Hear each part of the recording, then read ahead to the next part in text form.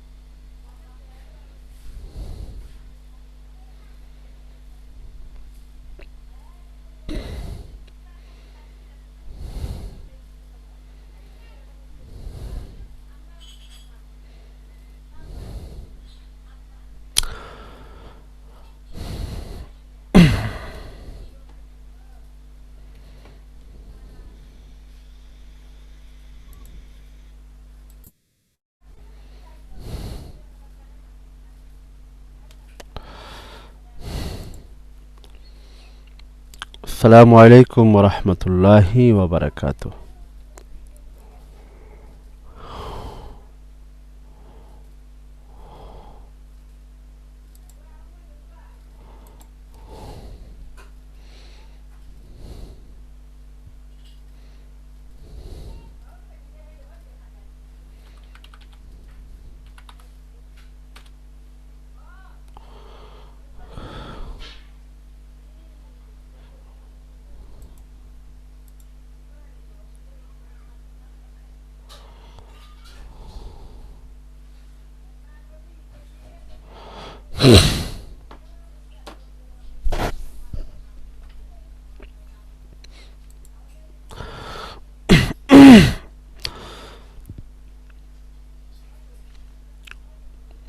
আলহামদুলিল্লাহ আলহামদুলিল্লাহ নাহমাদুহু ওয়া নাস্তাঈনুহু ওয়া নাস্তাগফিরুহু ওয়া নু'মিনু বিহি ওয়া নাতাওয়াক্কালু আলাইহি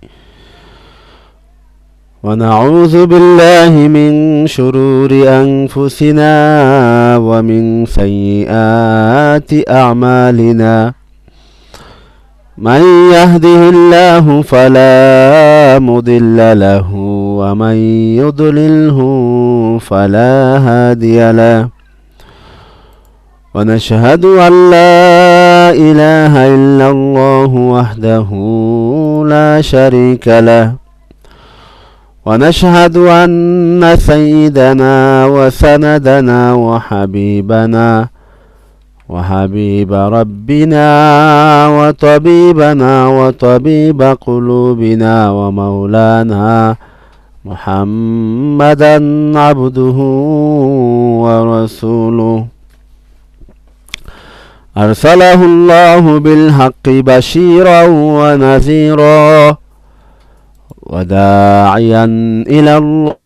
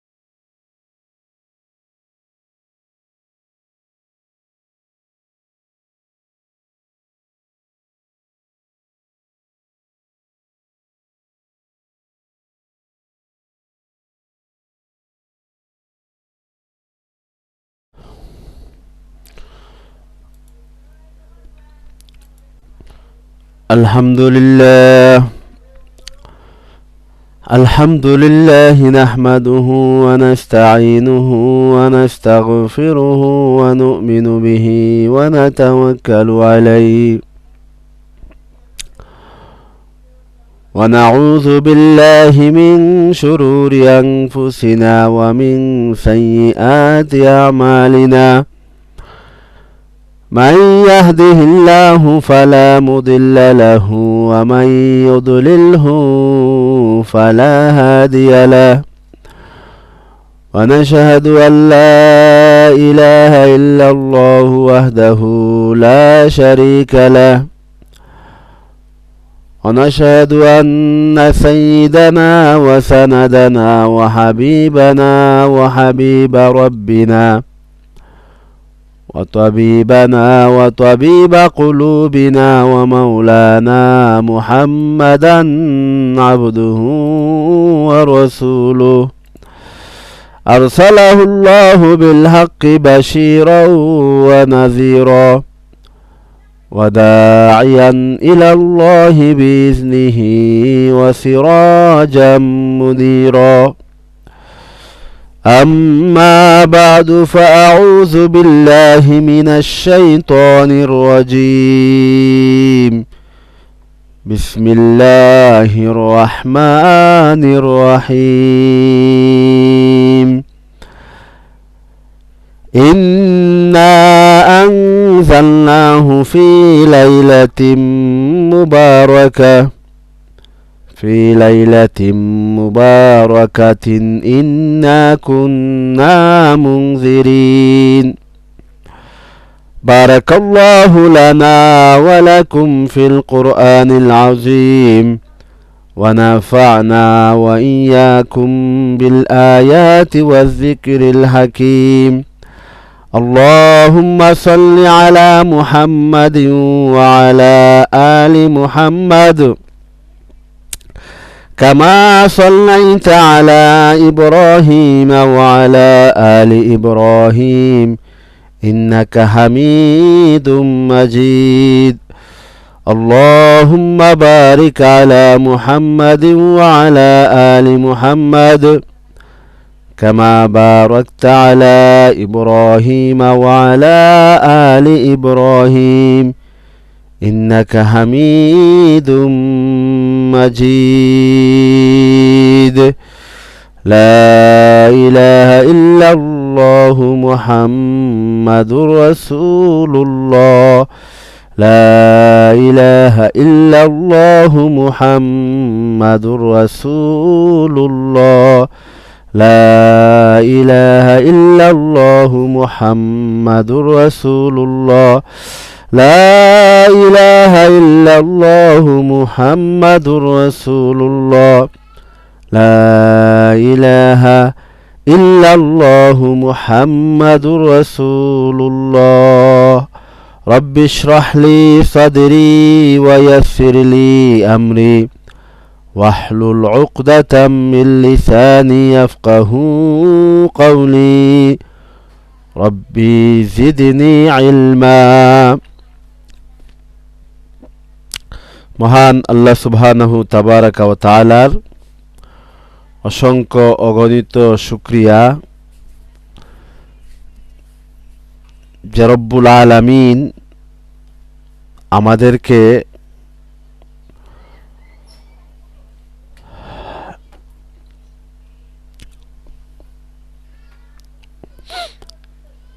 ইসলামিক অনলাইন মাদ্রাসার কল্যাণে উপস্থিত হওয়ার তৌফিক দিয়েছেন এজন্য আমরা বলি আলহামদুলিল্লাহ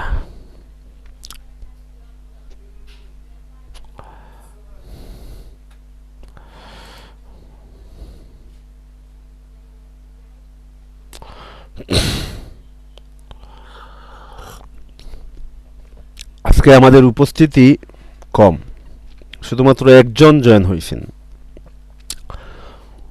সুতরাং সম্ভবত নোটিফিকেশন দেওয়া হয়েছে কিনা সেটা আমি জানি না তো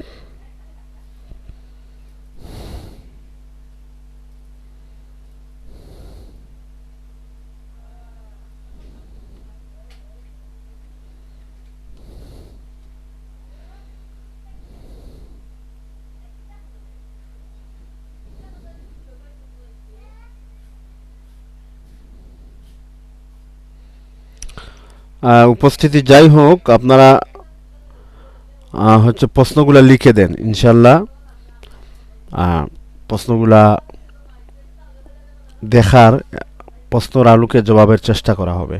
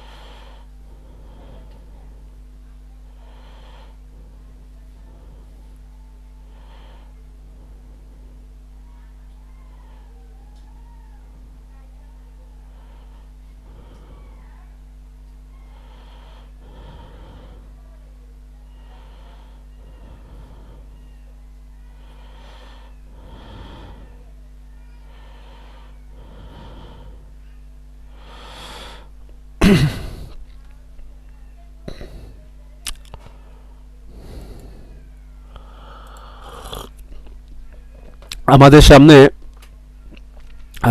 দুইটি প্রশ্ন এসেছে। দেখা যাচ্ছে যে উপস্থিতি কিছু বাড়তেছে। যাই হোক, আসসালামু আলাইকুম উস্তাদ। ওয়ালাইকুম আসসালাম। নির্বাচনের জন্য কোন দলীয় পক্ষ হতে প্রয়োজনীয় হিজাব নিকাব পরে মহিলারা গ্রামে গ্রামে বিশেষ কোনো স্থানে মহিলাদের বিতর্কী প্রচার না করতে পারবে? বিস্তারিত একটু জানাতে চাচ্ছি। দেখেন, ইসলামের বিধান হচ্ছে মহিলারা ঘর থেকে বের হতে পারবে না, এমনকি তাবলিগের জন্য, নির্বাচনের জন্য বা যে কোনো কাজে হোক, মহিলারা তার ঘর থেকে জরুরত ব্যতীত বের হতে পারবে না। এবং এটা হচ্ছে বিশেষ জরুরত, যেখানে মহিলা যেতেই হবে, না গেলে হবেই না, সেখানে মহিলারা যেতে পারবে। এছাড়া সাধারণত মহিলারা ঘর থেকে বের হয়ে, যদিও হিজাব নিকাব পরেই হোক না কেন, মহিলারা ঘরের বাহিরে যেতে পারবে না।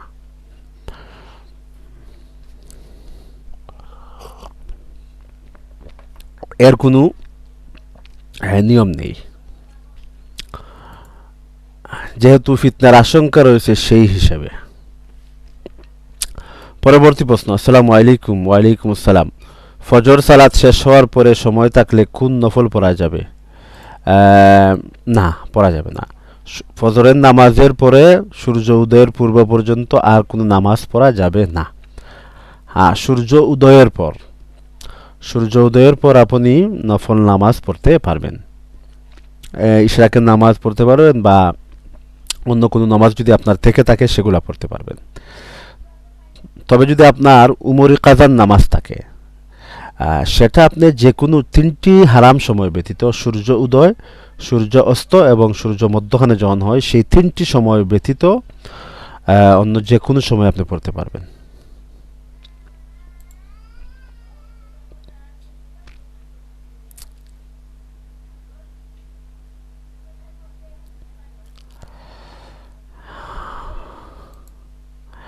আচ্ছা, ওখানে দেখতে পাচ্ছি আরমান নামের একজন আছেন। উনি সম্ভবত, আমি আরমান আপনাকে বলছি, আপনি কি আমাকে মাঝে মধ্যে টেক্সট বা কল দেন হোয়াটসঅ্যাপে? তো আপনার কল বা টেক্সট আমি আসলে ধরতে পারি না সময়ের অভাবে। তো আপনি যদি চান এখানে কথা বলতে পারবেন, যেহেতু আজকে আমাদের উপস্থিতি কম।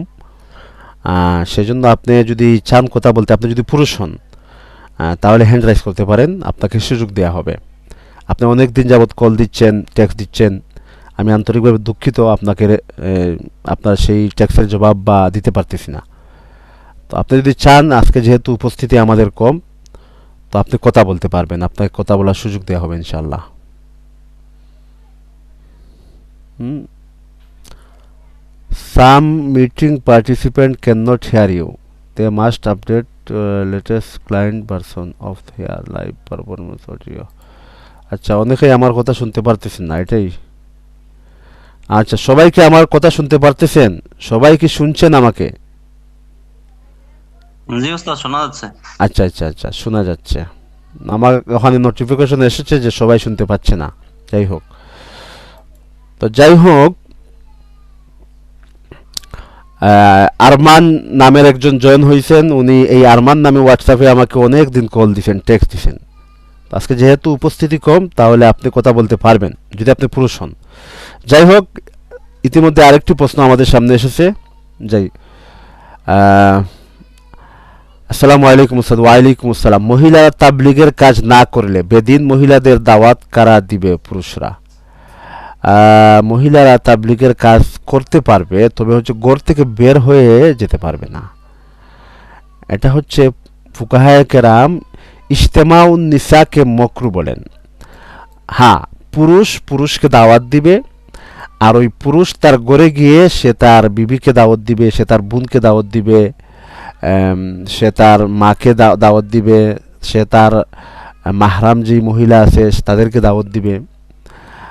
এই জন্য ফুকাহায়ে কেরাম বলেন যে মহিলারা ঘরের বাহিরে যাবে না। হ্যাঁ, যদি পাশের মহিলা হয়, পাশের বাড়ির মহিলা, অথবা একটু দূরে, তেমন দূরে না যে গাড়ি ভাড়া করে আপনাকে যেতে হবে, এমন না, যেখানে হেঁটেই যাওয়া যায়, 2-3 মিনিট সময় লাগবে, সেখানে হয়তো এই মহিলার বাড়িতে আপনি আমি আজকে জীবনে প্রথম ওদের লাইভে ঢুকছি, আমি তো কখনো করি না।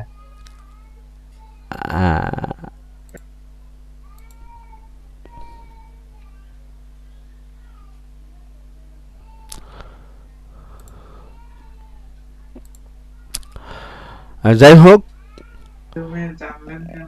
হ্যাঁ, ওদের একটা ফতোয়া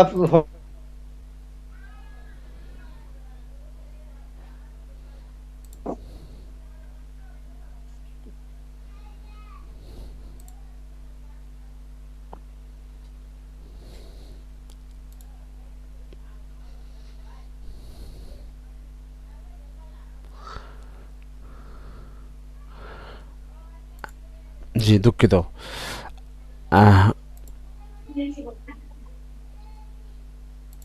আপনারা সবাই মিউট করে রাখবেন, আনমিউট করবেন না।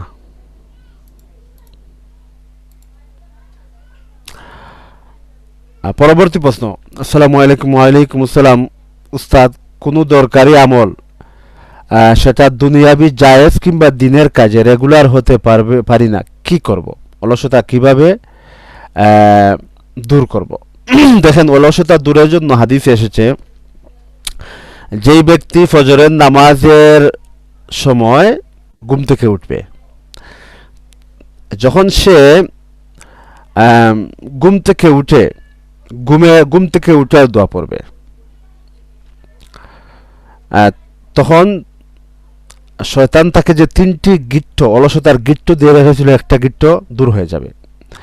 যখন সে ওযু করবে তখন আরেকটি গিট্ট চলে যাবে, আর যখন সে নামাজে দাঁড়াবে তখন তৃতীয় গিট্টটাও খুলে যাবে। ফাসবাহা নাশিতা, হাদিসের মধ্যে এসেছে যখন ওই ব্যক্তি ফজরের নামাজটা পড়বে তো তিনটি গিট্ট খুলে যাবে এবং সে কর্মঠ উদ্যম হয়ে যাবে।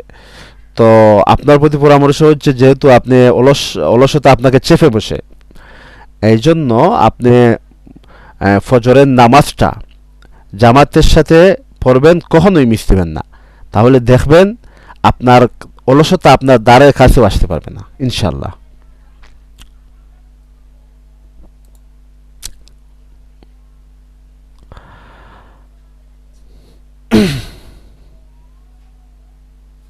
আচ্ছা, আরমান উনি বলছেন, না উস্তাদ আমি আজই প্রথম জয়েন হয়েছি, আমি কখনো আপনাকে কল বা মেসেজ দেইনি। জি ঠিক আছে, তাহলে আরমান নামের অন্য একজন কেউ দিছে, ধন্যবাদ আপনাকে।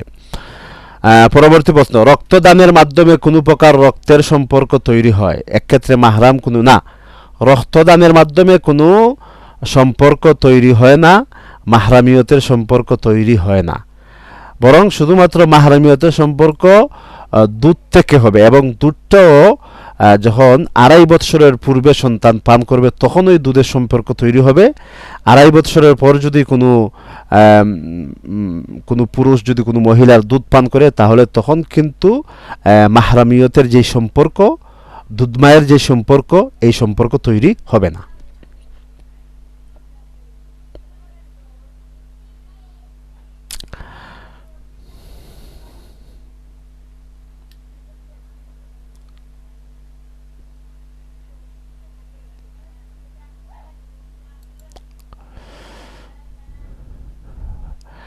আমাদের কাছে যেই প্রশ্নগুলো এসেছিল আমরা পড়ে ফেলছি, আরও যদি কারো প্রশ্ন থাকে তাহলে দিতে পারেন।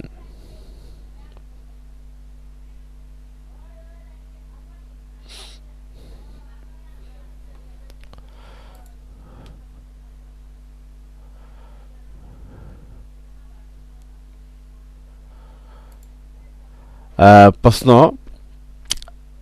রাহমান ভাই প্রশ্ন করেছেন, ঘরের বাহিরে গেলে যদি কোনো ভীতিতে পড়ি কিংবা অনুভব করি কোনো অদৃশ্য বা অদৃশ্য কোনো ওয়াসওয়াসা মানে ভীতি কাজ করে, কি করব?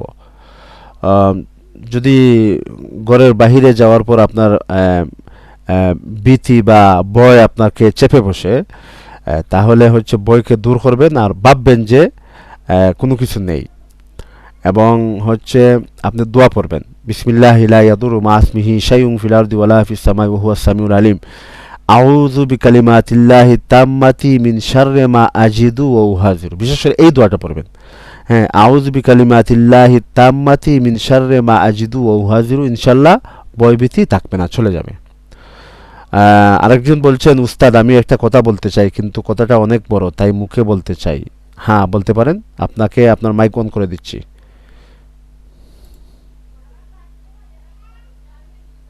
আপনি হ্যান্ড রাইজ করেন,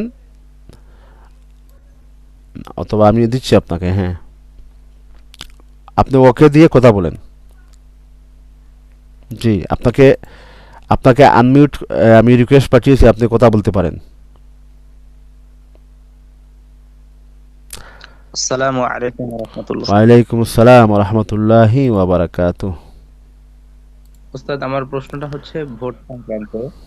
আমি এবার নতুন ভোটার হয়েছি, কিন্তু আমার প্রশ্নটা হচ্ছে এমন যে, যেহেতু আপনি জানেন যে আমাদের বাংলাদেশে বর্তমান সময়ে দুইটা বড় রাজনৈতিক দল আছে।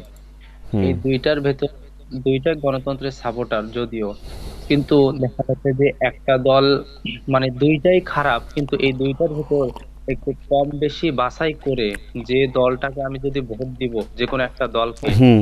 যে দলটা উঠলে পরে দেশের ক্ষতি করবে বা দেশের জন্য বড় বিপর্যয়, খারাপ বিপর্যয় ডেকে আনবে, আর একটা দল ওদের চেয়ে, ওই খারাপ দলটার চেয়ে একটু কম আছে, সেই ক্ষেত্রে কি আমি কি বাছাই করে ভোট দিতে পারবো? হ্যাঁ অবশ্যই দিতে পারেন, আপনি ভোট দিতে পারবেন।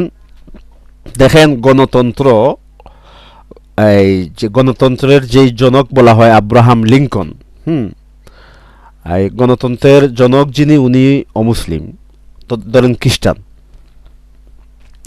এবং গণতন্ত্রের যে বিষয়টা যেটাকে ইসলাম কখনো সমর্থন দেয় না। ইসলাম কি দেয় সমর্থন? ইসলাম দেয় খেলাফত ভিত্তিক রাষ্ট্র ব্যবস্থা। তো খেলাফত ভিত্তিক রাষ্ট্র ব্যবস্থা আমাদের জন্য তো দুঃস্বপ্ন আমাদের এই দেশে। ইনশাল্লাহ যখন খেলাফত ভিত্তিক রাষ্ট্র ব্যবস্থা হবে, এবং এই চেষ্টা আমাদেরকে অবশ্যই করতে হবে দাওয়াতের মাধ্যমে, শান্তিপূর্ণভাবে, তো তখন তো অবশ্যই একমাত্র কল্যাণকর ব্যবস্থা হচ্ছে খেলাফত ভিত্তিক রাষ্ট্র ব্যবস্থা, মদিনার রাষ্ট্র ব্যবস্থা। কিন্তু এই মুহূর্তে আমরা কি করতে পারি? দারুল উলুম দেওবন্দ, যেটা ইন্ডিয়ার ভারতের মধ্যপ্রদেশে যেই মাদ্রাসা, আমাদের মাদ্রাসা, সব মাদ্রাসার হচ্ছে মূল মাদ্রাসা ওইটা, এবং পাকিস্তানের কিছু মাদ্রাসা আছে, ওই সবগুলা মাদ্রাসা থেকে, দারুল ইফতা থেকে, হ্যাঁ, বিজ্ঞ ফুকাহায়ে কেরাম বর্তমান সময়ে যে ভোটাভুটি হয়ে থাকে গণতান্ত্রিক পদ্ধতিতে, সেখানে ভোট দেয়াকে অনুমোদন দিয়েছেন, মানে বৈধতা দিয়েছেন। এটা এই জন্য, যখন যদি আমি ভোট না দেই, তাহলে কিন্তু খারাপ লোক চলে যাবে, যে ইমানের জন্য ক্ষতিকর, ইসলামের জন্য ক্ষতিকর, রাষ্ট্রের জন্য ক্ষতিকর। তো সেই হিসাবে আপনি দেখবেন, যাচাই এবং বাছাই করবেন, সর্বাগ্রে দেখবেন যে আপনার ইমান এবং ইসলামের জন্য কে সবচেয়ে বেশি নিরাপদ, হ্যাঁ, এবং দেশের জন্য কে সবচেয়ে বেশি নিরাপদ, সেটা দেখে যাচাই এবং বাছাই করে তারপর আপনি শাহাদা দিবেন, সাক্ষী দিবেন।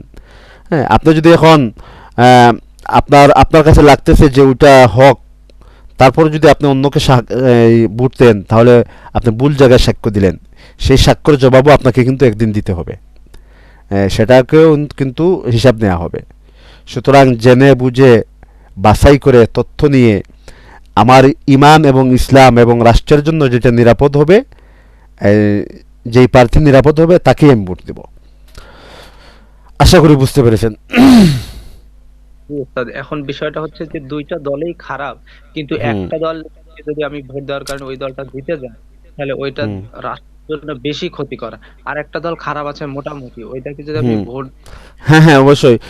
ফিকহের ইসলামী শরহে হচ্ছে, ফিকহের কায়দা হচ্ছে বা মূলনীতি হচ্ছে আহওয়ানুল বালিয়াতাইন, দুইটি খারাপ, এর মধ্যে সবচেয়ে নিম্ন স্তরের খারাপ, মানে সবচেয়ে কম খারাপ, যেটা মানে যার ক্ষতিটা ব্যাপক না, হ্যাঁ, তুলনামূলক কিছুটা কম, তাকে আপনি বাছাই করে নেবেন।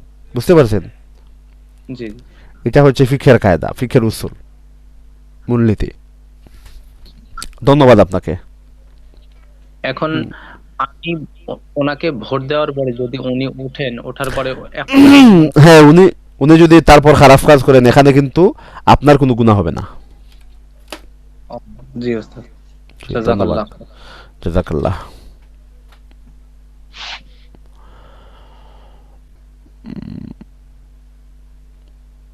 আরেকটি প্রশ্ন আমাদের সামনে এসেছে। হুজুর, আমি একদিন মেসেজ দিয়েছিলাম বাংলাদেশ হাউস বিল্ডিং ফাইন্যান্স কর্পোরেশনের শরিয়া ভিত্তিক মঞ্জিল প্রকল্পের ব্যাপারে জানার জন্য। জি, মঞ্জিল প্রকল্পে তারা হায়ার পারচেজ আন্ডার শিরকাতুল মিল্ক নামের একটা টার্ম ইউজ করেছে। ওই টার্ম অনুযায়ী কি মঞ্জিল প্রকল্প জায়েজ আছে? না, ওটা জায়েজ না। আমি ওটা দেখেছি এবং পড়েছি, ওটা জায়েজ না। পরবর্তী প্রশ্ন, উস্তাদ, একটি ব্যতিক্রমী বিষয়। সাধারণত নাস্তিক বা ইসলাম বিদ্বেষীরা ইসলামের যে বিষয়ে নিয়ে সমালোচনা করে, তার মধ্যে একটি হলো ইসলামের যুদ্ধবন্দী দাসীর সাথে স্ত্রীসুলভ ব্যবহার নিয়ে। বিষয়টি প্রাপ্তবয়স্কদের টপিক হওয়াতে সাধারণত এ বিষয়ে কোনো আলোচনা হয় না, তা আমাদেরও জ্ঞান কম। হ্যাঁ, তাই ইসলাম বিদ্বেষীরা এগুলো নিয়ে কথা বললে আমাদের উত্তর দেওয়ার মতো জ্ঞান থাকে না, তাই এ বিষয়ে আলোচনার জন্য অনুরোধ করতেছি। আচ্ছা, আপনি ওই যে দাসী প্রথা, সেটা সম্পর্কে জানতে চাচ্ছেন। দেখেন, যুদ্ধে যদি কেউ বন্দী হয়, সে আপনার চরম শত্রু, তো আপনি কি করবেন? আপনার সামনে হয়তো দুটি রাস্তা, তাকে হয়তো হত্যা করে ফেলবেন, অথবা তাকে বন্দী করে রাখবেন, অথবা তাকে ছেড়ে দিবেন। তিনটি রাস্তা আপনার সামনে, হ্যাঁ, তিনটি রাস্তা। হয়তো তাকে হত্যা করবেন, নতুবা মুক্তিপণ নিয়ে তাকে ছেড়ে দিবেন টাকা নিয়ে, অথবা তাকে জেলখানায় বন্দী করে রাখবেন। তো একজন মানুষ যুদ্ধে বন্দী হলো, তাকে যদি আপনি জেলখানাতে রাখেন, তাহলে হচ্ছে আপনার অযথা খরচ বাড়তেছে, ইসলামী রাষ্ট্রের খরচ বাড়তেছে, অযথা তাকে খাওয়াতে হচ্ছে। এখন যদি তাকে মুক্তিপণ দিয়ে ছেড়ে দেন, তাহলে সে আবার অস্ত্র নিয়ে আপনার বিরুদ্ধে আসবে। তো এই দুটি বিষয় মুসলমান বা বিজয়ী দল যেটা হবে ওটার জন্য ক্ষতিকর।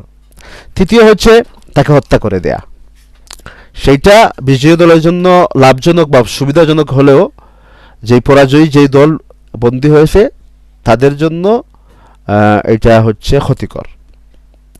তখন ইসলাম কি বলতেছে? ইসলাম বলতেছে যে দেখো, তাকে হত্যা করার প্রয়োজন নেই, যেহেতু সে আত্মসমর্পণ করে ফেলছে তাকে হত্যা করা যাবে না বা হত্যা করার প্রয়োজন নেই।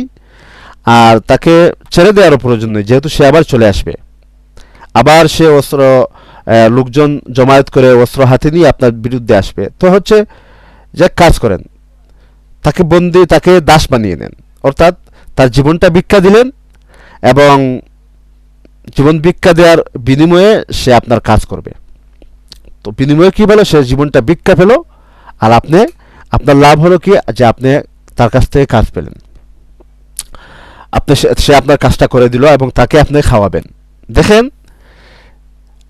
একজন দাস বা দাসীকে যদি আপনার নিকট কোনো দাস এবং দাসী হয়, তাহলে তার সাথে কিভাবে আপনাকে ইনসাফ করতে হবে সেই জন্য ফুকাহে কেরাম কিন্তু রসুল সাল্লাল্লাহু আলাইহি সাল্লামের এই যে জীবন ব্যবস্থা এবং হাদিস থেকে কিন্তু লম্বা বিধান আরোপ করেছেন মালিকের জন্য, যে মালিক তুমি এই কাজ করাতে পারবে না, তুমি তাকে ওই কাজ করাতে পারবে না, তার জন্য ওইটা করতে দেয়া যাবে না।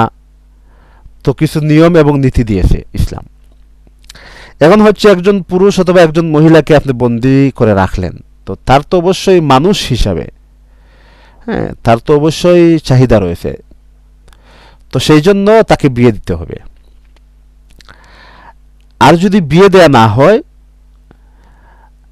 তো তার সাথে হচ্ছে তার মালিক, যেহেতু যদি মহিলা হয়, দাসী হয়, যেহেতু ওই মহিলাটিরও মা হওয়ার অধিকার রয়েছে এবং ওই মহিলাটারও বা পুরুষেরও, দুঃখিত, মহিলাটির হচ্ছে তারও জৈবিক চাহিদা রয়েছে।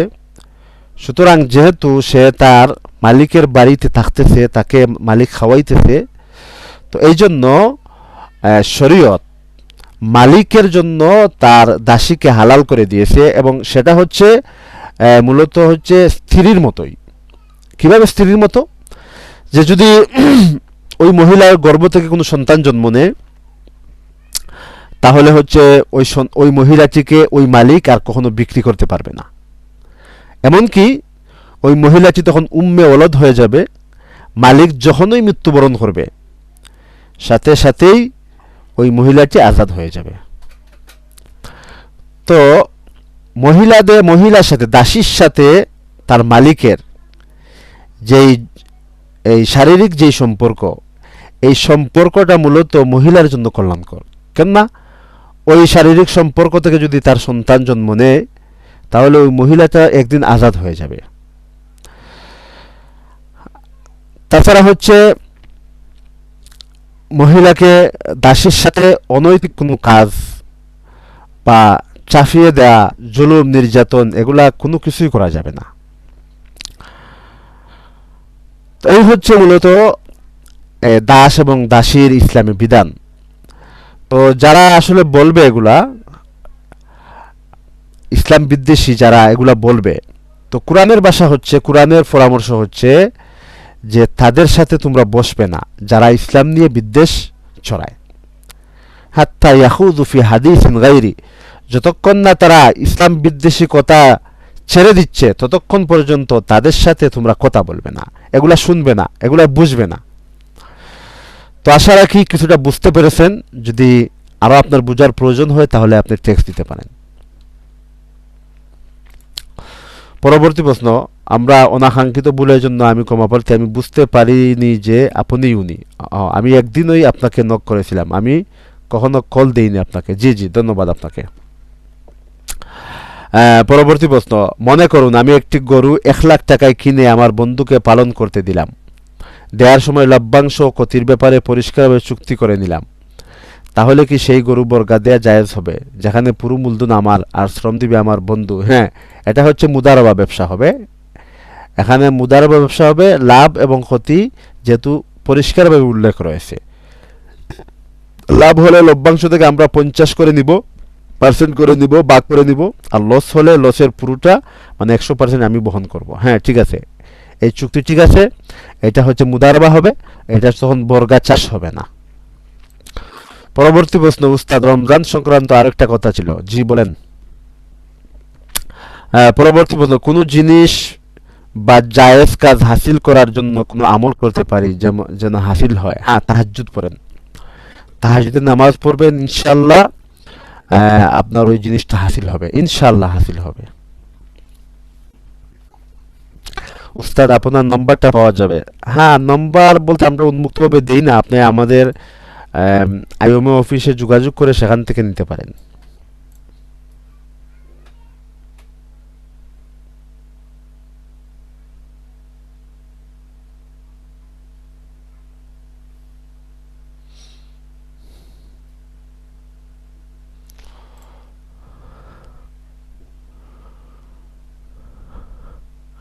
আচ্ছা, আইফতফা থেকে আমাকে একটা নম্বর দেওয়া হয়েছিল, এই নম্বরটা দিতে পারি? আমি দিচ্ছি 0133507407।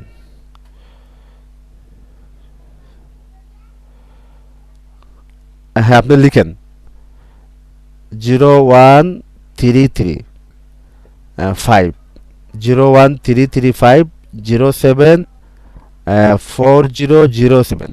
এটা লিখেন, এটা হচ্ছে আমাদেরকে আইফতোয়া থেকে দেওয়া হয়েছে এই নাম্বার, এই নম্বরে যোগাযোগ করবেন।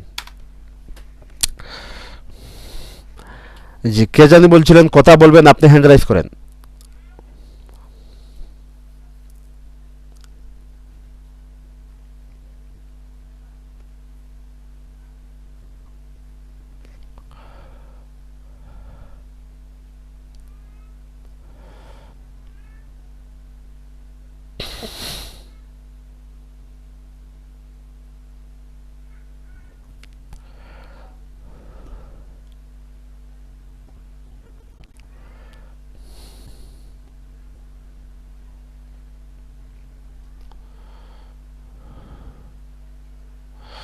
আমি ইসলামিক ফাইন্যান্স রিলেটেড পড়াশোনা করতে চাই, মুদারাবা, মুশারাকা, অন্যান্য ইসলামিক ট্রানজাকশন ও ইসলামিক বিজনেস টার্ম নিয়ে পড়াশোনা করতে চাই। আমাকে একটা বাংলায় লিখিত বই সাজেস্ট করুন। হচ্ছে আমি আপনাকে বই সাজেস্ট করব না, তবে আমি আপনাকে একজন লেখকের নাম বলে দিব। হ্যাঁ, তাকি উসমানী, পাকিস্তানের, উনার ব্যাংকিং সম্পর্কে বই আছে। গয়রে সুদি ব্যাংকারি একটি বই আছে উনার উর্দুতে, তো ওটার বাংলা ট্রান্সলেশনই অবশ্যই আছে। বাংলাটা আছে কিনা আমি সেটা জানি না, আমার কাছে যেটা আছে উনার উর্দু কিতাব আছে। এবং হচ্ছে ইসলামিক ব্যাংক, ইসলামী ব্যাংক, এরকম একটা বই উনার আছে। তো ওটা অবশ্যই বাংলাতে বের হবে। তো আপনি মাকতাবা আল ইসলামিয়া, চকবাজার, ওই জায়গাতে আপনি যোগাযোগ করবেন এবং বলবেন যে পাকিস্তানের তাকি উসমানী উনার যেই ব্যাংকিং যেই বইগুলো আছে এগুলো আমি কিনতে চাই। অথবা গুগলে সার্চ দিয়ে দেখতে পারেন তাকি উসমানী। আরেকজন আছে বাংলাদেশে, ইউসুফ সুলতান, উনারও বই আছে, সেগুলো আপনি কিনতে পারেন। পরবর্তী প্রশ্ন, এক্ষেত্রে দাসীর অনুমতি দাতব্য। যদি কোনো নারীর অধীনস্থ পুরুষ দাস থাকে সেক্ষেত্রে হুকুম কি হবে? দেখেন, কোনো নারীর অধীনস্থ পুরুষ দাস থাকলে ওই নারী তার ওই পুরুষ দাসের সাথে শারীরিক সম্পর্ক স্থাপন করতে পারবে না, যেহেতু মহিলা মালিক, যে মালকিন মহিলা নারী, যেহেতু অবশ্যই তার স্বামী থাকবে বা স্বামীর সাথে বিয়ে হবে, সেই জন্য এক মহিলা দুইজন পুরুষের সাথে শারীরিক সম্পর্ক স্থাপন করতে পারে না। সেই হিসাবে কোনো নারীর যদি অধীনস্থ পুরুষ দাস থাকে তাহলে ওই নারী সেই পুরুষ দাসের সাথে শারীরিক সম্পর্ক স্থাপন করতে পারবে না। আর প্রথম প্রশ্ন হচ্ছে, এক্ষেত্রে দাসীর অনুমতি দাতব্য না, যেহেতু মালিক তাকে খাওয়াচ্ছে, পড়াচ্ছে, তার জীবন ভিক্ষা দিয়েছে, সেই জন্য এখন দাসীর আর অনুমতির প্রয়োজন নেই। তৃতীয় প্রশ্ন, যদি সন্তান জন্ম হয় সেই সন্তান ও নিজ বিবাহিত স্ত্রী সন্তানদের মধ্যে কোন হুকুমের পার্থক্য আছে, যেমন ভরণ পোষণ, সম্পত্তির অধিকার? দেখেন, যেই সন্তান জন্ম নিবে, দাসীর ঘরে যে সন্তান জন্ম নিবে, আহ, সেই সন্তান সাধারণ সন্তানের মতোই। হ্যাঁ, সাধারণ সন্তানের যেই বিধান সেই সন্তানেরও সেই বিধান। উস্তাদ আমি একটু মুখে কথা বলতে চাই, জি বলেন।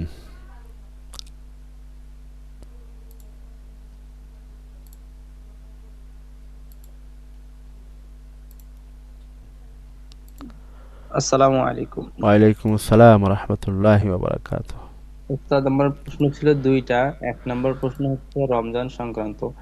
রমজান মাসে অনেক সময় যে হচ্ছে সেহরির সময় এই ঘটনাটা ঘটে যে আমি ভাত খাইতে বসছি, আমার কোনো কারণে উঠতে একটু দেরি হয়েছে, আমি ভাত মুখে দিচ্ছি, ওই সময় আজান পড়ে গেছে। এই অবস্থায় আমার করণীয়টা কি? আজান পড়ার সঙ্গে সঙ্গে কি আমি খানা খাওয়া বাদ দিয়ে দিব, না ওই খানাটা খাওয়া শুরু করেছি ওটা শেষ করব? আহ, না, আপনি সাথে সাথে শেষ করে দিবেন, ওইটা আর খাবেন না। তখন যদি আপনি খান তাহলে তো আপনার রোজা হবে না।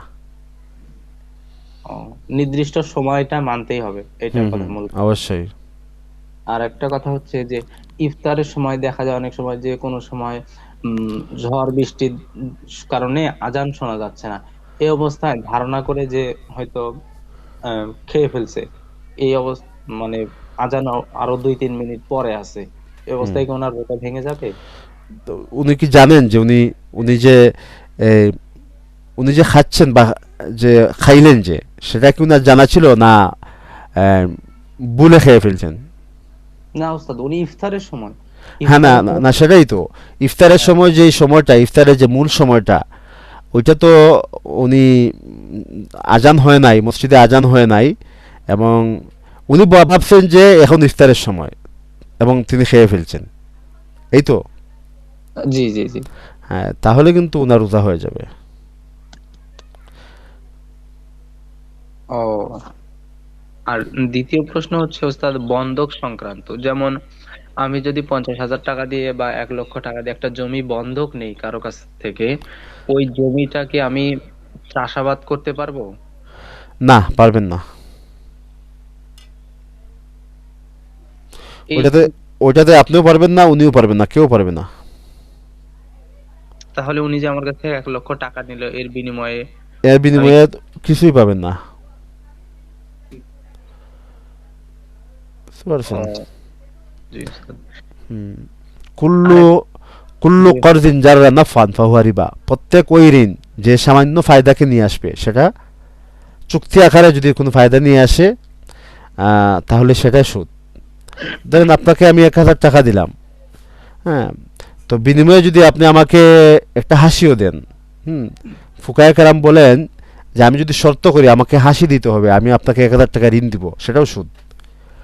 হ্যাঁ, বুঝতে পারছেন? মানে যে যেই প্রত্যেক ওই ঋণ যা একটা সুবিধা বা একটা মুনাফাকে নিয়ে আসবে শর্ত আকারে, কিন্তু আপনি শর্ত করেন নাই। যেমন আপনি 1,000 টাকা একজনকে ঋণ দিলেন, তো সে যখন আপনাকে পরিশোধ করবে তখন আপনাকে দিচ্ছে 1,100 টাকা। তো আপনি বললেন যে এই 100 টাকা কেন? তো সে বললো না, ওইটা আমি আপনাকে হাদিয়া দিছি, তো ওইটা আপনার জন্য জায়েজ, যেহেতু আপনি শর্ত করেন নাই দেওয়ার সময়। ওস্তাদ। জি। আরেকটা বিষয় হচ্ছে ওস্তাদ, যেমন আমাদের এখানে একজন ব্যবসায়ী আছে, উনি হচ্ছে আপনার বিশেষ করে আপনার সিলভার বা স্টিল জাতীয় পণ্য যেটা আছে আর কি, উনি গ্রামের মহিলাদেরকে এখানে দিয়ে যান। ওই যে বাজারে একটা স্টিলের পণ্য যদি 800 টাকা হয়, ওই 800 টাকার পণ্যটা উনি 1,000 টাকা নেন, নিয়ে ওনাকে ধীরে ধীরে প্রতি মাসে মাসে টাকাটা দিতে হয়। সেটা নির্দিষ্ট কোনো টাকা না যে প্রতি মাসে কিস্তি আকারে অমুক টাকাই দিতে হবে, এমন না। কেউ যদি হয় আগামী মাসে টাকা দিতে পারেন, যে ভাই আমি এই মাসে ব্যবস্থা হয়নি, সামনের মাসে আপনাকে দেবো ইনশাল্লাহ, এইরকম করে। কিন্তু কোন প্রতি মাসে 300 টাকা করে দিতে হবে বা প্রতি মাসে 200 টাকা করে দিতে হবে, এটা কেমন? এটা কি কিস্তি? আবার আবার আবার বলতে পারবেন? জি ওস্তাদ, জি ওস্তাদ, বলতে পারবো। জি বলেন। আমাদের এখানে একজন স্টিল ব্যবসায়ী আছে। হ্যাঁ স্টিলের, আপনার একটা জগ দিয়ে উদাহরণ যদি দেই, কারেন্টের জগ। হ্যাঁ হ্যাঁ। উনি আমার বাসায় কারেন্টের জগ দিয়ে গেছেন। ওই কারেন্টের জগটার বাজারে যদি আমি টাকা নগদ দিয়ে কিনি, এই ক্ষেত্রে ওইটার মূল্য পড়বে 700 টাকা। হ্যাঁ কিন্তু হ্যাঁ। এই 700 নগদ টাকার জগটা আমাকে বাসায় দিয়ে গেল, ওনার দোকানের ব্যবসা থেকে বয়ে এনে দিয়ে গেল। উনি টাকা ধরছে 1,000 টাকা। এখন এই 1,000 টাকা আমাকে ওনাকে একবারে দিতে হবে না, ওনাকে আমি প্রতি মাসে মাসে দিব। উনি মাসে মাসে চাইছে, এই জন্য উনি 300 টাকা বেশি ধরছে।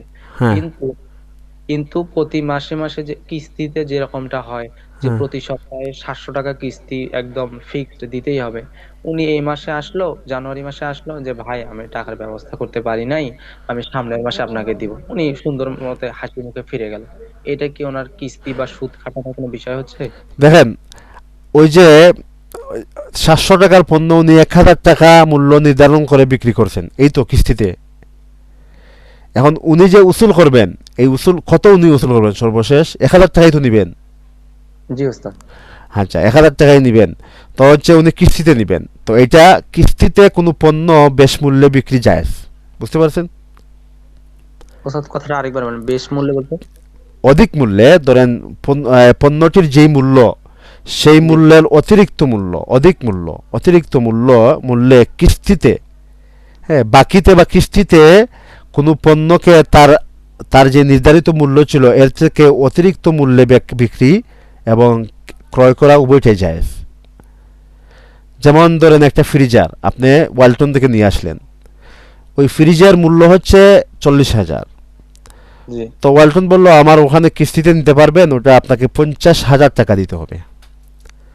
তো ঠিক আছে, ওটা তো জায়েজ হবে, যেহেতু ওইটা কিস্তিতে 1 বৎসরে দিচ্ছেন, সেই জন্য এই 10,000 টাকা অতিরিক্ত এটা জায়েজ, বুঝতে পারছেন? এখন যদি এমন হয় যে মাসিক কিস্তি আপনি দিতে পারেন নাই, যিনি ক্রেতা বিক্রেতাকে দিবেন, হ্যাঁ, ওয়ালটন কোম্পানিকে দিবেন, 1 মাসে দিতে পারেন নাই, পরের মাসে দিবেন, ধরেন কথা ছিল 12 মাসের 13 মাস হয়ে গেল, 14 মাস হয়ে গেল, তাতে কোনো সমস্যা নেই। আপনার প্রশ্ন কি ক্লিয়ার হয়েছে? জি ওস্তাদ, জি ওস্তাদ, বুঝতে হ্যাঁ, পারছি। হ্যাঁ, হ্যাঁ, জাযাকাল্লাহ। জাযাকাল্লাহ। তো আমাদের কাছে আরেকটি প্রশ্ন এসেছে, নামাজের ভেতর সেজদায় মাটিতে পা লাগানো কি ফরজ? জি অবশ্যই। মানে কোনো কারণে বা অজ্ঞতাবশত যদি সেজদায় পা মাটি থেকে উপরে উঠে যায়, তাহলে কি নামাজ ভঙ্গ হয়ে যাবে? যদি এক পা উঠে যায় তাহলে সমস্যা নেই, কিন্তু উভয় পা যদি উঠে যায় তাহলে কিন্তু নামাজ ফাসিদ হয়ে যাবে। যে কোনো একটি পা মাটিতে অবশ্যই থাকতে হবে।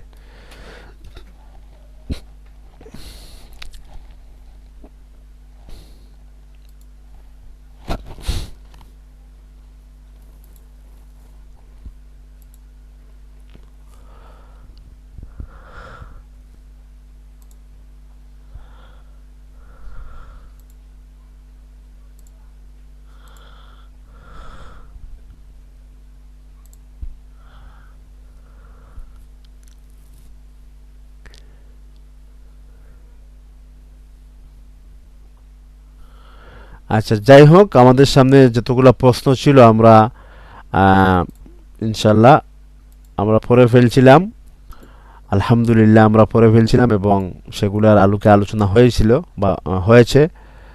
তো আমাদের এই ক্লাসটা মূলত প্রতি ইংরেজি মাসের 15 তারিখ এবং শেষ তারিখে হয়। মাস যদি 28-এ হয় তাহলে 28 তারিখ, 29 হলে 29 তারিখ, আর যদি 30 হয় তাহলে 30 তারিখে হয়। তো আজকে ছিল 30 তারিখ, ইনশাল্লাহ আগামী মাসের 15 তারিখে, আগামী মাসের 15 তারিখে আমাদের এই ক্লাসটা আবার হবে ইনশাল্লাহ। আজকে আমাদের উপস্থিতি তেমন ছিল না, সম্ভবত কোনো ক্লাস বা কোনো নোটিফিকেশন দেওয়া হয়েছে কি না সেটা জানি না। তো ইনশাল্লাহ এটা আমরা তথ্য নিব বা তালাশ করব কেন এত উপস্থিতি আজকে কম ছিল। তো আল্লাহ সুবহানাহু ওয়া তাবারাকা ওয়া তাআলা আমাদেরকে যা কিছু শুনলাম এর উপর আমলের তৌফিক দান করুক। আল্লাহ আমাদেরকে ভালো রাখুক, সুস্থ রাখুক, আগামী রমজানকে আমাদের সবার জন্য নাজাতের উসিলা বানিয়ে দিক। আমরা সবাই বলবো আমিন।